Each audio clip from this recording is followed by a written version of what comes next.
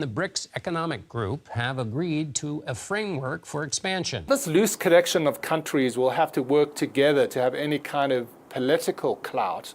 And certainly economically, the talk of de-dollarization, in particular by President Putin of Russia, is in the short term probably very optimistic.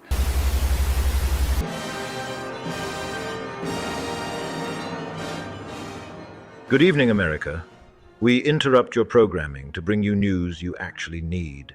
You'd be hard-pressed to hear on your television much talk of the recent BRICS summit between Brazil, Russia, India, China, and South Africa. But let me explain what just happened and how it could affect your life. First, some history. By the end of World War II, much of the world's financial system lay in ruin, and the US owned most of the gold. The US and 43 nations agreed to peg all currencies to the dollar, while the US would keep their currency supported by gold. Thus began the dollar's reign as the world's reserve currency. The US abused its position, and by the 70s did not have enough gold to support all its printed dollars, and Europe began converting dollars back into gold. This led President Nixon to end the gold standard, meaning the US dollar was no longer backed by anything physical and could be printed without limit. However, in order to maintain US dominance, there would need to be enough international demand for the dollar. Secretary of State Henry Kissinger then masterminded a deal with Saudi Arabia, where they agreed to sell oil exclusively for dollars. In exchange, they would receive our full military protection. This became known as the petrodollar and has been in place ever since. With the world requiring dollars for oil, the US secured itself as the superpower it has become. As the story often goes, such power led to arrogance and hubris within its ruling elite. Diplomacy has been largely replaced with foreign intervention, regime change, and constant war. Stories supporting war are spun and served to the people through its partners in the media. They talk of saving democracy while rigging elections, staging coups, and toppling governments. Perhaps not so coincidentally, the target nations are often those challenging the status of the petrodollar.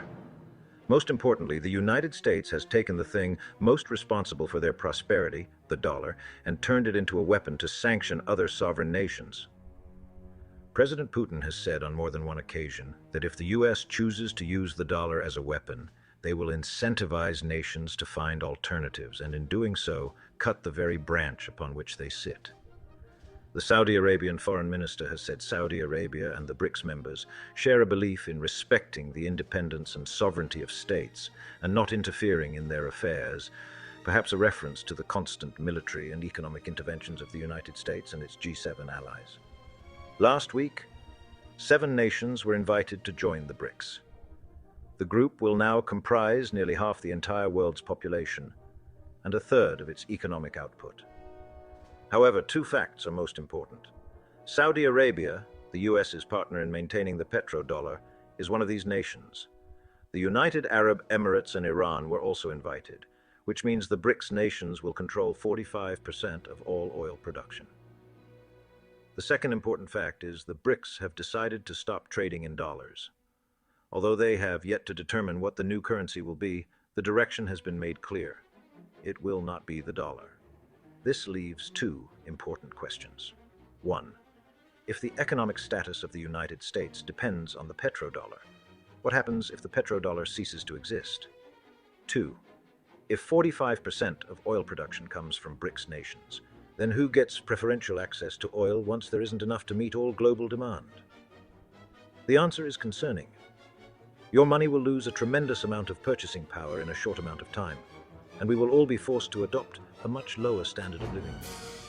Now, many people state the dollar's status isn't going away anytime soon. But consider this. The last 5 reserve currencies maintained their status for between 80 and 110 years, and the US dollar is already within that range. Many people also state the US is a net exporter of energy, and that renewables will soon save the day. But consider this. Examining only oil, the US imports more than it exports, and renewables, which make up only 1/10 of all energy production, cannot currently replace fossil fuels. Now, many of you will instinctively dismiss what I'm saying or come up with reasons why I'm not correct. If that's you, ask yourself this question. Where did those reasons come from? Did you hear them on the television?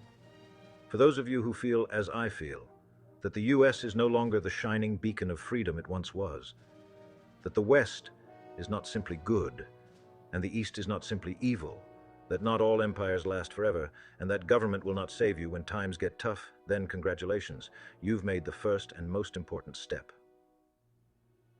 Will the dollar lose its status tomorrow? Probably not. Will the dollar lose its status? Yes, because no currency has ever been number one forever. And this is why you need to pay attention.